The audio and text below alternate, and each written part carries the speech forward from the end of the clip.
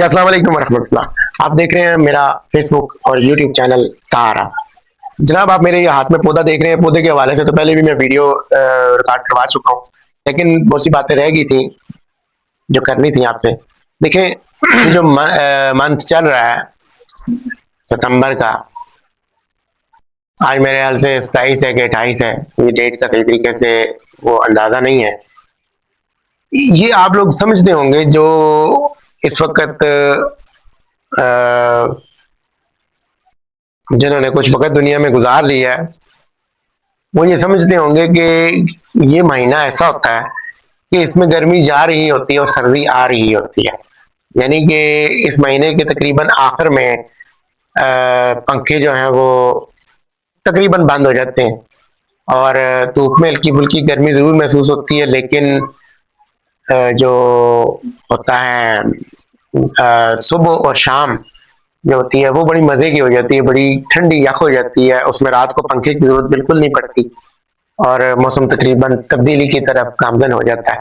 लेकिन आप लोग सारे देख रहे होंगे, मैं रावलपिंडी के हवाले से बात करूंगा, बाकी शहरों का मुझे नहीं पता। रावलपिंडी में तकरीबन मौसम जल्दी सर्द हो जाता है बाकी इलाकों की बनिस्बत, किलगित को छोड़ के या नारायण का खान को छोड़ के।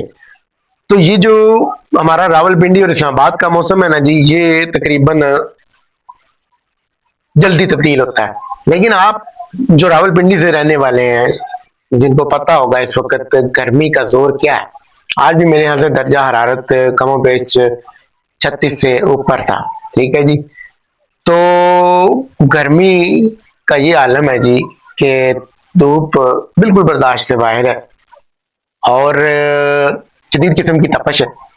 खासकर जो ऊपर के पोर्शन में जो लोग रहते हैं उनके लिए उसी तरीके का मौसम है जैसे कि शदीद गर्मियों का होता है। कई लोगों ने कूलर लगाए हुए हैं, एसी भी यूज कर रहे हैं, पंखे भी यूज कर रहे हैं। हालांकि मैं आपको बता चुका हूं ना कि एसी का तो सवाल ही पैदा नहीं होता इस महीने में, लेकिन कूलर और एसी अभी तक चल रहे हैं। तो सर, इसके पीछे वजह क्या है? इसके पीछे वजह है सर ये सब्जे की कमी। ये जो सब्जा पौधे हैं, ये एक ऐसी अल्लाह ताला की नवाजिश है, एक रहमत है, जिसको हम लोगों ने खत्म कर दिया है। ये जो सोसाइटियां बन रही हैं जगह जगह पे, रावलपिंडी और इस्लामाबाद में आपको पता है, जीटी रोड के इर्द गिर्द बैरिया टाउन में ये सारा कुछ जो हुआ, तो बहुत सारे सोसाइटियां बन चुकी हैं। तो ये पहाड़ी इलाके और इस पर जो सब्जा था, जो दरख्त वगैरह थे, वो सारे तकरीबन खत्म करके वहां पे डेवलपिंग हो गई है, कंस्ट्रक्शन का काम हो गया। तो उस वजह से सब्जा खत्म होने की वजह से गर्मी का जोर ज्यादा हो चुका है, सर्दी जो है वो तकरीबन बराए नाम रह चुकी है। तो सर, इसका अब हल तो हमें करना पड़ेगा ना, वरना आज से तकरीबन 4 5 साल 10 साल बाद सर्दी का तो नामो निशान ही खत्म हो जाएगा। तो तकलीफ कौन सहेगा? हमारी औलादें सहेंगी, हम लोग सहेंगे अगर जिंदा हुए तो चले, हम लोगों का वक्त काफी हद तक गुजर गया है, मजीद जो थोड़ा रह गया ये भी गुजर जाएगा, लेकिन हमारी जो नस्लें हैं, हमारी जो औलादें हैं, हमारे जो बच्चे हैं और जो अल्लाह ताला की ननी मखलूक है, ये जो चरिंद परिंद हैं, हमने इनका तो बेड़ा ही गर्क कर दिया है। अपनी मुल्क की खूबसूरती या अपनी आसाइशों को, अपनी बिल्डिंग्स को करने में, खड़ा करने में हम लोगों ने जो किया है, तो उस हवाले से हम लोगों ने तकरीबन सत्यानाश कर दिया है माहौल का। ये जो पौधे हैं, ये सिर्फ और सिर्फ आपको गर्मी की शिद्दत से नहीं बल्कि आपको आलूदगी से भी पाक रखते हैं। आप जानते हैं इस चीज को। मेरा ये एक छत है, ठीक है जी, छोटी सी 5 मरले का हमारा ये घर है। इसके ऊपर मैंने चंद एक पौधे लगाए हैं। तो आप यकीन माने कि मैं पहले भी एक वीडियो में इसका जिक्र कर चुका हूँ पिछली में, कि टोटल मुझे 3 4 फूल मिले थे सतबरगे के, जो मैंने एहतरामन उनको जाया होने से बचाया, एक शादी हाल के सामने से उठा के तो मैंने यहाँ तो मट्टी में लगा दिया, जिससे इस वक्त सब्जे में इजाफा हुआ छत पर। और इसके पीछे मैं आपको बताऊं कि कितनी बेहतरीन कहानी छुपी, मुझे इसका अंदाजा शायद नहीं था इससे पहले। इतना ज्यादा शौक जरूर था पौधों का, जिसको मैंने पूरा किया। लेकिन जब मैंने ये पौधे लगा लिए और ये चंद दिन पहले मेरी तबीयत बहुत ज्यादा खराब हो गई थी, मुझे प्रॉब्लम है गले का, कि मेरा ये तीसरी बार मेरे साथ ये गले का मुझे ऐसा अटैक हुआ है कि रेशे की वजह से सांस की नाली में रेशा फंस गया, कि मेरा सांस लेना मुश्किल हो गया। ये 2 बार पहले अटैक हो चुका, अब फिर हुआ था तकरीबन हफ्ता 10 दिन पहले वाकया, कि रात को 2 बजे मुझे मेरी सांस रुक गई और अस्पताल जाने की नौबत पड़ गई। लेकिन मैं नहीं गया क्योंकि मेरा बेटा भी बीमार था। तो कोई सच पूछे तो साथ देने वाला नहीं था अल्लाह ताला की ज़ात के अलावा। तो मैं बड़ी हिम्मत और बड़े हौसले के साथ मैंने बड़ी कोशिश करके मैंने अपनी सांस को बहाल किया बहुत जोर देकर। तो चूंकि मैं उस वक्त अपने रूम में था और फिर मुझे एहसास हुआ कि मुझे बाहर निकलना चाहिए, ताज़ी आबो हवा में आना चाहिए, शायद मुझे उससे सांस लेने में कोई आसानी हो। तो मैं यहाँ बाहर अपने गार्डन में आ गया। आप यकीन करें अपने अल्लाह पे, मैं आपसे झूठ नहीं बोल रहा कि मैं जब बाहर यहाँ पे अपने गार्डन में आया, इन पौधों के बीच में आया और मैंने यहाँ थोड़ी चहलकदमी की, खुदा की कसम उठा के कहता हूँ कि मुझे ऐसे लगा कि जैसे मेरी सांसें बहाल होना शुरू हो गई हैं।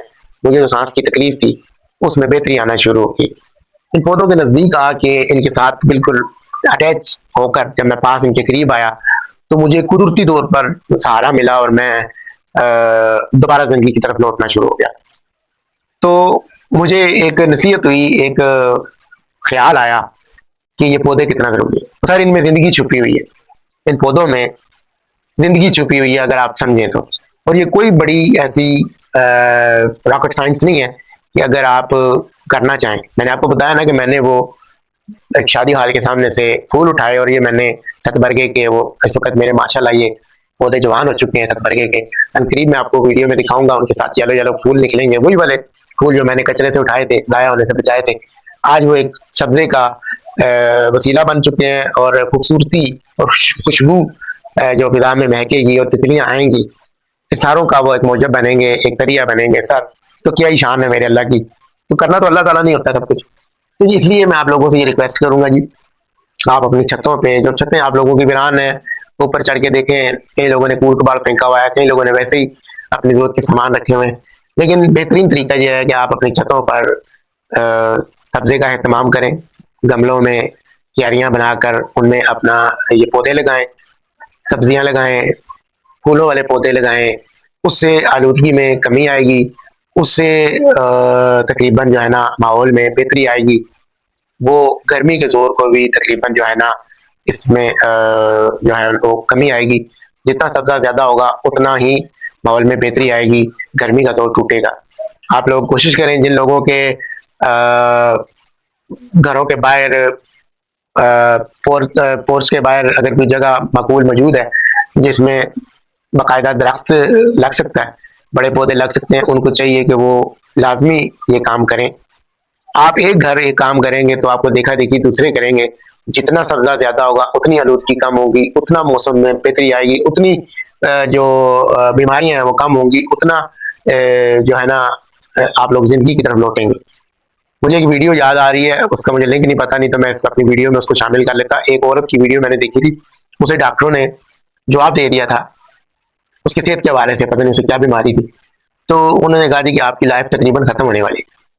तो वो जिस बंदे ने उनका इंटरव्यू लिया, वो बंदा कहता है जी कि उनसे पूछ रहा है, तो कहता है कि आपने इतने माशाल्लाह पौधे लगाए हुए हैं, तो आप इस तरफ कैसे आई और अब आपकी तबीयत कैसी है। तो उसने कहा जी बात यह है कि मैंने जब देखा कि मेरी जिंदगी वैसे भी थोड़ी रहेगी है, तो मेरे पास करने का तो कोई काम नहीं है, तो मैंने ये पौधे वगैरह मंगवा के लगा लिए। मेरे बच्चों ने मेरे साथ हेल्प की, कुछ 30,000 रुपए के नजदीक नजदीक मैंने वो नए पौधे नर्सरी से खरीदे और ला के मैंने जाके लगा। आपकी तो बीमारी खत्म हो चुकी। तो जिंदगी की तरफ लौटना, ये जो पौधे आप देख रहे हैं, ये इसका जी मौजब बनते हैं। तो लिहाजा प्लीज अपने अपने घरों में पौधों का ये करें सिस्टम, ये बहुत जरूरी है। ये इंतहाई जरूरी है आपकी अपनी सेहत के लिए, आपके बच्चों की सेहत के लिए। मेरा ये पैगाम है सहारा की तरफ से। तो प्लीज काइंडली इस पर आपने गौर करना है। जज़ाकल्लाह खैर, बहुत शुक्रिया आपका।